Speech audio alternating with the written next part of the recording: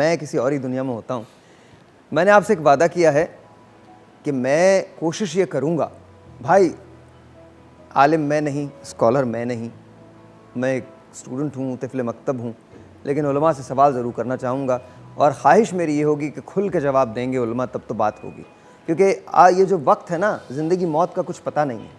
اب تو ہم ایک ایسی جگہ ہیں جہاں ایک چھوٹا آج میں اتنی بڑی کائنات کے بارے میں بات کروں گا, یہ اس کائنات کی وسعتوں کے بارے میں بات کروں گا کہ کائنات کتنی بڑی ہے. اور یہ سنیے گا, بڑی سننے کی بات ہے, بڑے آپ کو ستارے سیارے دکھاؤں گا, آپ کو بتاؤں گا کہ فاصلہ جو ہے وہ کتنا بڑا ہے, جس گیلیکسی میں ہم رہتے ہیں, جس کہکشاں میں ہم رہتے ہیں, جسے ملکی وے کہا جاتا ہے, وہ کتنی بڑی ہے, یہ دکھاؤں گا آپ کو. لیکن ہمارے علماء جو ہیں ان سے میں پوچھنا چاہتا ہوں, اتنی بڑی دنیا میں ہماری حیثیت کچھ نہیں ہے, اس کے باوجود ہمارے ملک سے VIP کلچر کا خاتمہ نہیں ہوتا. یہ جو ہم اپنے آپ کو اتنا امپورٹنٹ سمجھتے ہیں, یہ کیوں ہے؟ کھل کے آپ لوگوں نے جواب دینا ہے تو بات بنے گی, اور اگر مصلحتوں سے کام لینا ہے تو پھر جواب مت دیجیے گا. میں سیدھی بات کر رہا ہوں, یہاں کوئی نہ تو بناوٹ رکھوں گا نہ میں, اور کیونکہ میں آپ لوگوں سے سننا چاہتا ہوں کہ ہم, یہ کیسے ممکن ہے کہ وہ لوگ جو عوام کو لیڈ کر رہے ہوتے ہیں, کیونکہ مثال تو وہی بنتے ہیں نا, وہ VIP کیسے ہو سکتے ہیں؟ سر آپ سے شروع کرتے ہیں. سر الحمدللہ رب العالمین والصلاة والسلام علی اشرف شہر بھائی کھل کے جواب دیں. ہاں, اما بعد فاعوذ باللہ من الشیطان الرجیم, بسم اللہ الرحمن الرحیم. میں آپ کا بہت مشکور ہوں کہ آپ نے مجھے اجازت دی ہے کہ کھل کر بولیے گا. اس سے علاوہ جس بھی میڈیا پہ جایا جائے تو ہمیں یہی کہا جاتا ہے کہ حضرت صاحب ذرا ہاتھ ہولا رکھیے گا, پھر مزہ نہیں آتا جاتا. اللہ عز و جل قادر حقیقی بادشاہ وہی ہے, کبریائی اسی کو زیبا ہے. ایک کام کرتے ہیں, کیونکہ آپ کی بات پھر بیچ میں رک جائے گی, بریک لے لیتے ہیں. جی. بریک کے بعد بس جب آتے ہیں تو آپ دونوں کے پاس جواب ہوگا. سوال میرا وہی, اچھا آپ کے سوالات ہیں تو کھل کے کیجئے, کالز کو کھول دیجئے. جی کالز کو بھی آنے دیجئے, کوئی VIP نہیں ہے, ہم سب ایک ساتھ ٹرانسمیشن کر رہے ہیں. یہ ٹرانسمیشن میری نہیں ہے, یہ ہم سب کی ٹرانسمیشن ہے, پورے پاکستان پوری دنیا کی ٹرانسمیشن ہے, اور آپ کو جلد پتہ چل جائے گا کہ میں نے بات کیوں کی ہے یہ, اور یہ بات میں نے کہی کیوں ہے. یہ ٹرانسمیشن چھوٹی سی جگہ میں ضرور ہو رہی ہے, لیکن ٹرانسمیشن شاید دنیا کی سب سے بڑی ٹرانسمیشن ہے. وجہ کیا ہے یہ آپ کو آہستہ آہستہ پتہ چلے گی بریک کے بعد.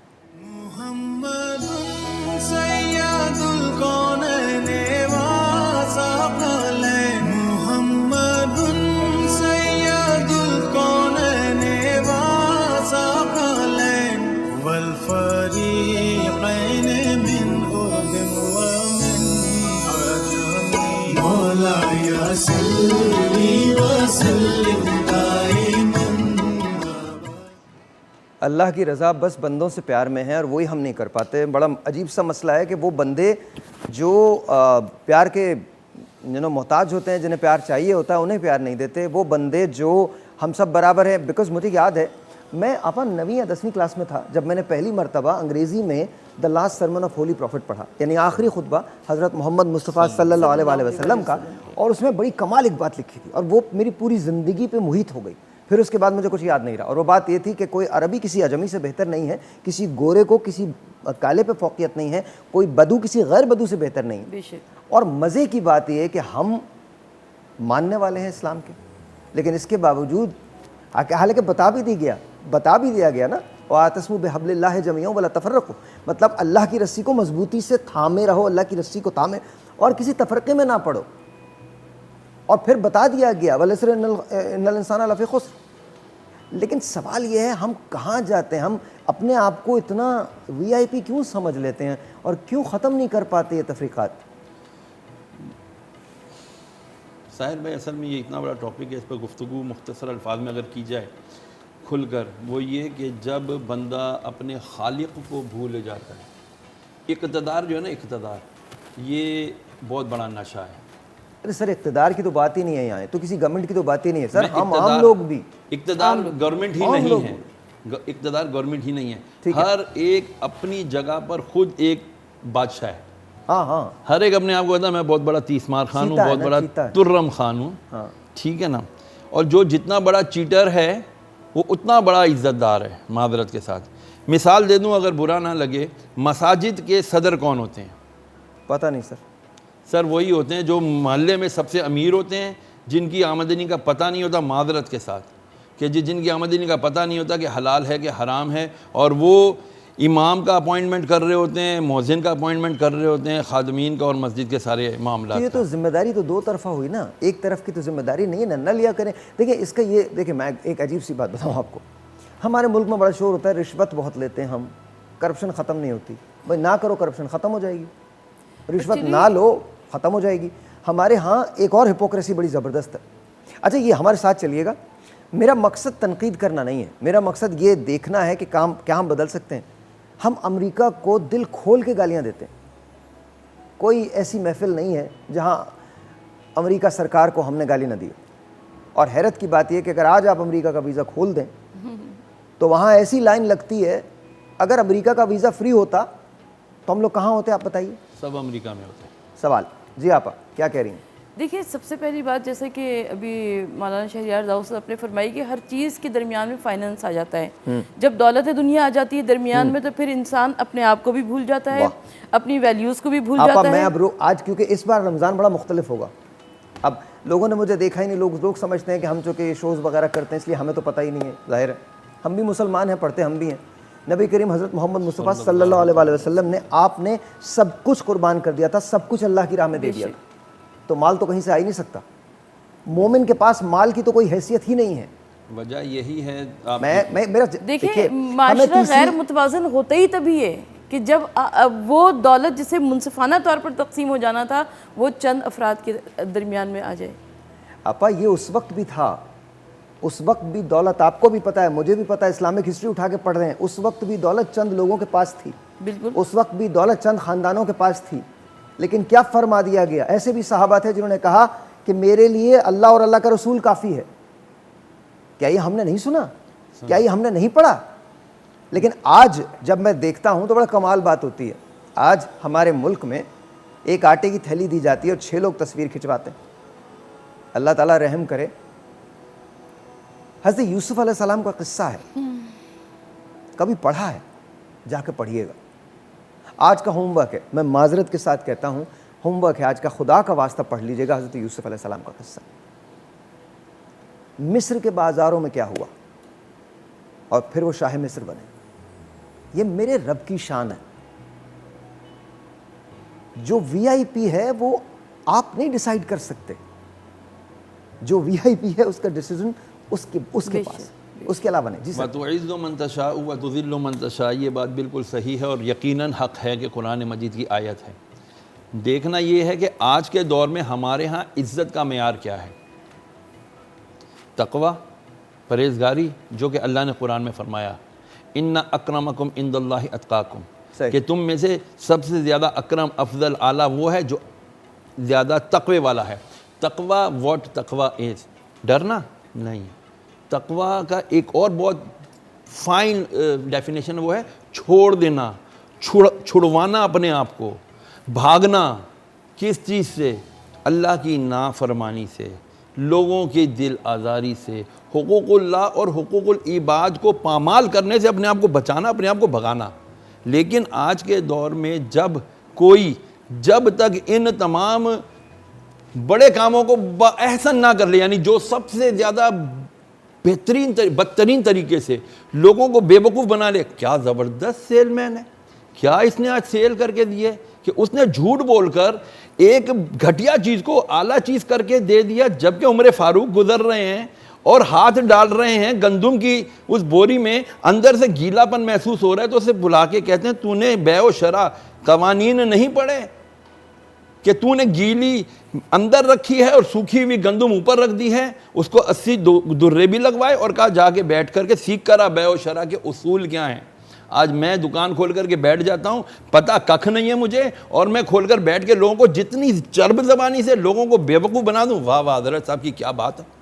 تو یہ جو معیار ہے نا عزت کا, یہ میں نے آپ نے قائم کیا ہوا ہے. اللہ کے نزدیک عزت کا معیار وہ نہیں کہ جس کے ساتھ پروٹوکول کی 25 گاڑیاں چل رہی ہوں. اللہ کے نزدیک عزت کا معیار وہ ہے, ایک بابا جی رحمۃ اللہ علیہ جا رہے ہیں, اوپر سے کسی نے سوکھی ہوئی نا بجھی ہوئی خاک ڈال دی, سفید امامہ باندھا ہوا ہے, جھاڑ رہے ہیں, یا اللہ تیرا شکر ہے, یا اللہ تیرا شکر. مرید کہتے ہیں حضرت صاحب میں تو جا کے پھاڑ دوں اس کو, آپ کیا بات کر رہے ہیں شکر ہے. فرمایا ارے بیٹا شکر کر, مجھ پر, مجھ گنہگار پر تو آگ ڈالی جانی چاہیے تھی, ارے بجھی ہوئی خاک ڈالی گئی, یہ شکر کا مقام نہیں ہے. تبھی تو وہ جب سواریاں کرتے تھے تو شیروں پر سواریاں کر رہے ہوتے تھے۔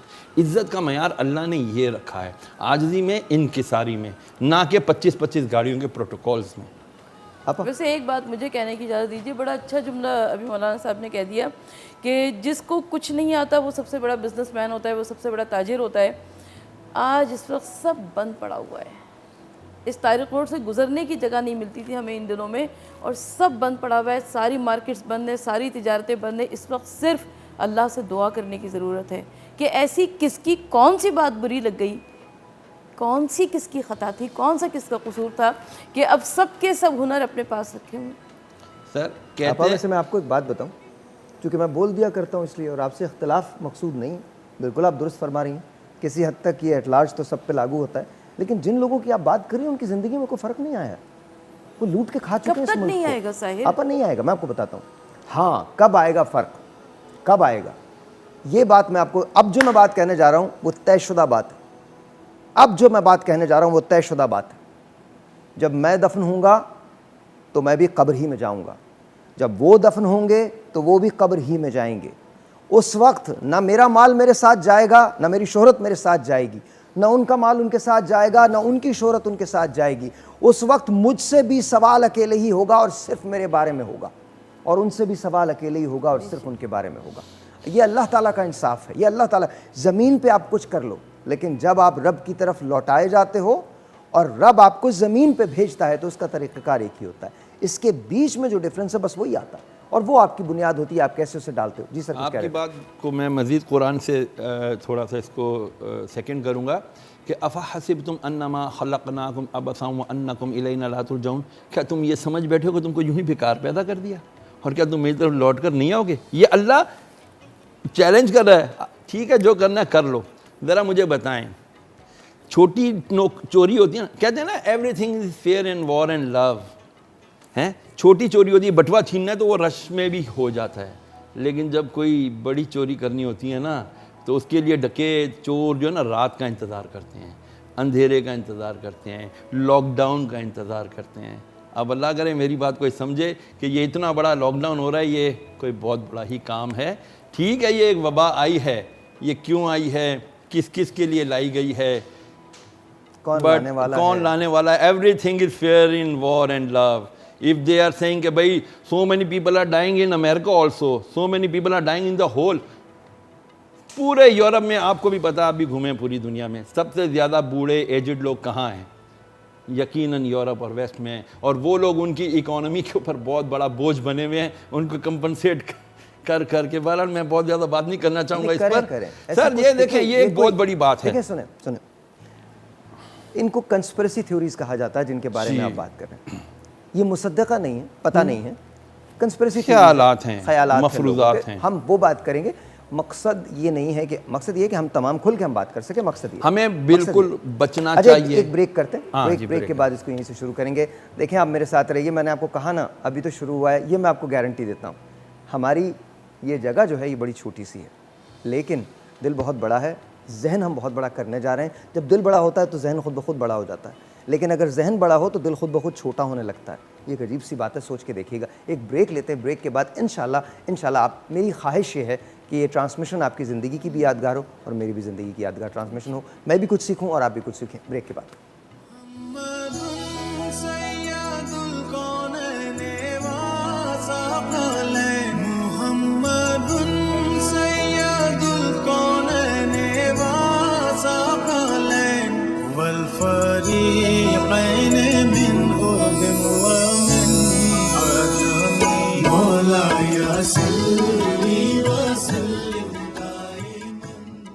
اس سے پہلے کہ میں اپنے علماء کی طرف جاؤں، میں نے آپ سے کہا ہے نا کہ ہم اس مرتبہ ذرا سی مختلف ٹرانسمیشن کر رہے ہیں۔ آج حالات یہ ہیں کہ ہم ایک ایسے وائرس سے پریشان ہیں جو نظر نہیں آتا۔ وہ اگر کسی نے بنایا ہے تو بھی، اور کسی نے نہیں بنایا تو بھی، اگر ہیومنلی انجینئرڈ ہے تو بھی، اور اگر یہ کوئی وار کا ویپن ہے تو بھی، لیکن ہم سب اب مصافوں سے گئے، گلے ملنے سے گئے، ایک جگہ اٹھنے بیٹھنے سے گئے. کسی نے مجھ سے پوچھا تھا تو مجھے یاد آ گئی ایک بات. سلیم کوثر نے ایک بات کہی تھی, میں وہ آپ کی نظر کرتا ہوں. پوچھنے والے تجھے کیسے بتائیں آخر,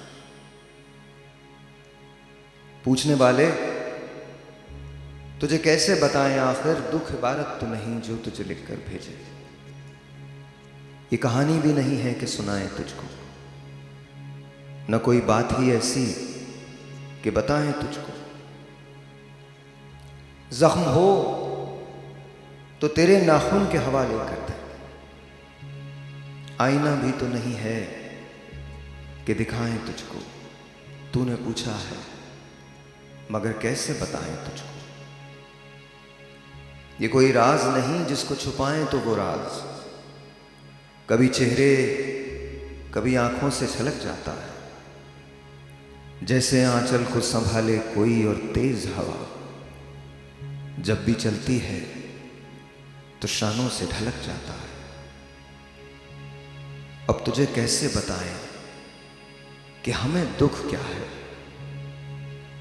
جسم میں رینگتی رہتی ہے مسافت کی تھکن, پھر بھی کاندھوں پہ اٹھائے ہوئے حالات کا بوجھ, اپنے قدموں سے ہٹاتے ہوئے سایہ اپنا, جس کو بھی دیکھیے چپ چاپ چلا جاتا ہے. کبھی خود سے کبھی رستوں سے الجھتا ہے مگر جانے والا کسی آواز پہ رکتا ہی نہیں.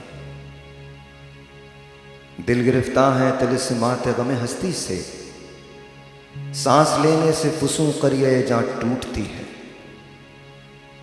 تو سمجھتا ہے کہ خوشبو سے معطر ہے حیات, تو نے چکھا ہی نہیں زہر کسی موسم کا. چاک ہو جائے جو ایک بار ہوس کے ہاتھوں, جامع عشق دوبارہ تو نہیں سلتا ہے. آسماں میری زمینوں پہ جھکا ہے لیکن بس تیرا اور میرا ستارہ ہی نہیں ملتا.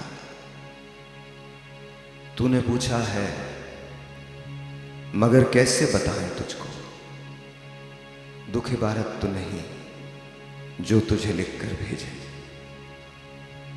نہ کوئی بات ہی ایسی کہ بتائیں تجھ کو, زندگی فلم نہیں ہے کہ دکھائیں تجھ کو. تو نے پوچھا ہے مگر کیسے بتائیں تجھ کو, زخم ہو تو تیرے ناخن کے حوالے کر دیں.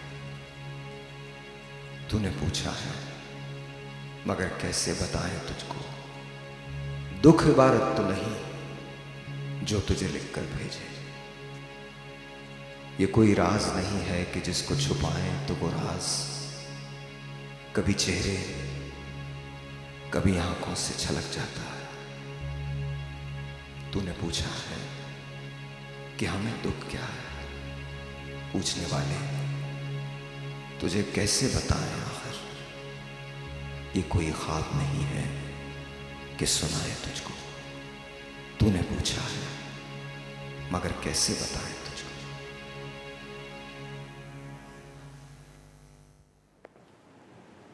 یہ میں نے کیوں پڑھی, مقصد صرف ایک ہے. مقصد یہ ہے وہ کرونا جس سے ہم سب ہار رہے ہیں,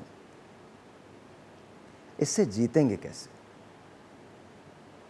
یہاں اندر تکلیف ہوتی ہے جب میں کعبے کو دیکھتا ہوں, اور کعبہ تو سب سے بڑی بات ہے. یہاں اندر تکلیف ہوتی ہے جب میں سنسان ویران روڈز کو دیکھتا ہوں, جب میں اب ہاتھ نہیں ملا پاتا, جب میں اب گلے نہیں مل پاتا. کل ہمارے ہاں رات کو تراویح ہوئی اور ایک آدمی یہاں تھا, دوسرا آدمی وہاں تھا, تیسرا آدمی وہاں تھا, چوتھا آدمی وہاں تھا. وہ جو بات تھی نا کہ ملا کرتے تھے, مصافحے کیا کرتے تھے, گلے ملتے تھے, جتنی قدورتیں ہوتی تھیں وہ سب نکل جایا کرتی تھیں. وہ سب ختم.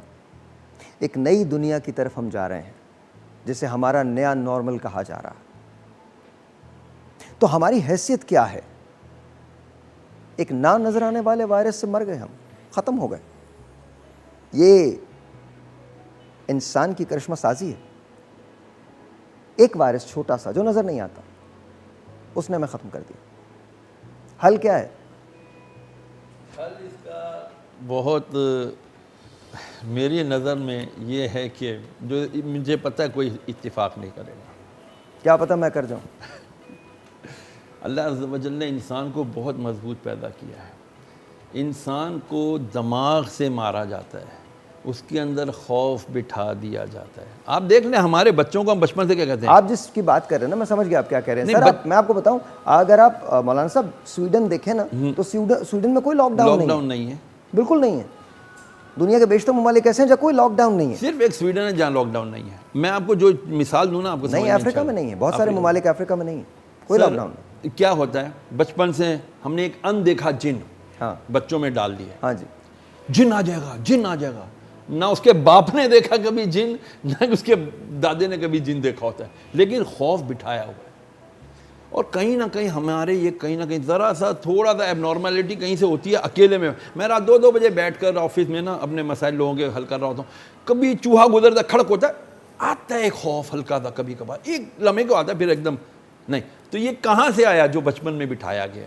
یہ خوف ہمیں یہ بٹھا کر کے، ایک تو سب کو پتہ ہے، میرا ایک نظریہ یہ ہے کہ مساجد کو ٹوٹل بند کر دو بھائی، 6 مہینے کے لیے بند کر دو.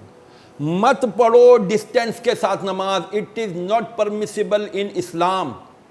یس I do disagree with the fatwas of maulana which they have did given. نہیں مانتا میں اس فتوا کو، یہ میرے پہ فرض بھی نہیں ہے کہ میں ان کا فتوا مانوں. ٹھیک ہے، نماز یونٹی. جب مکے میں طواف کے بعد اللہ اکبر ہوتا تھا تو 30 لاکھ جب within few minutes straighten ہو جاتے تھے، ڈسپلنڈ ہو جاتے تھے، that was called the unity which is not. پسند ہی نہیں ہے کسی کو کہ یہ یونٹی ختم کی جائے. ون آف دی ریزنس یا one of the causes behind this corona is that to district the unity of the Muslims, جو ویسے بھی ان میں نہیں ہے. دیکھیں مولانا صاحب، یہاں میں تھوڑا سا اختلاف کروں گا آپ سے.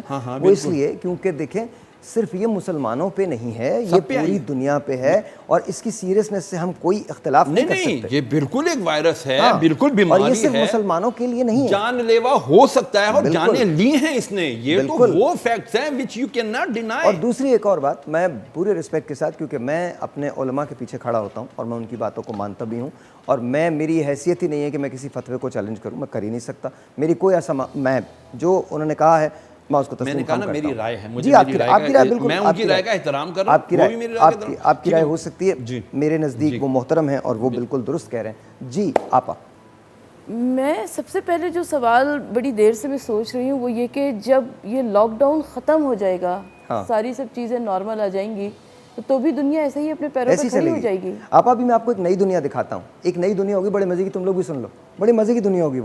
وہ یہ ہوگی کہ ہم ایک گلاس پہن لیا کریں گے شروع میں، بعد میں تو آنکھوں میں لگا دیے جائیں گے. شروع میں ایک گلاس پہن لیں گے جسے ورچوئل گلاسز کہا جائے گا، اور اس کی ایک چپ ہوگی جو یہاں سے اٹیچ ہوگی، اور وہ ہماری اس چپ سے کانٹیکٹ رکھے گی، اور اس کے بعد آپ ایک ورچوئل دنیا میں چلے جائیں گے. معذرت کے ساتھ، اللہ نہ کرے کہ ایسا ہو، اللہ تعالیٰ میری اس پریڈکشن کو پورا نہ کرے، لیکن آج سے کچھ دہائیوں کے بعد یہ جو فیملیز کا سسٹم ہے یہ ختم ہو جائے گا. بچے جنمے نہیں جائیں گے، پیدا نہیں ہوں گے، کریٹ کیے جائیں گے، بنائے جائیں گے. آپ اسپتال سے جا کے بچے پیدا نہیں کریں گے، آپ لیب سے لے کے آیا کریں گے. بچوں کو ہاربر کیا جائے گا، کلٹیویٹ کیا جائے گا ہیومنس کو. ساتھ ساتھ ایک اور دنیا پیدا ہوگی جس میں انسان اور مشین کو مکس کر دیا جائے گا.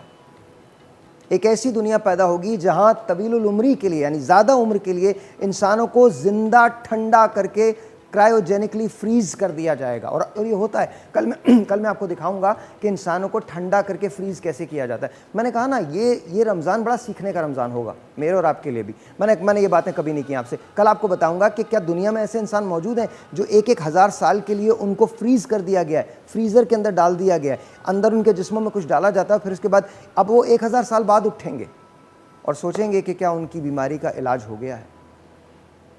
جہاں سائنس ختم ہو جاتی ہے وہاں خدا شروع ہوتا ہے بریک کے بعد.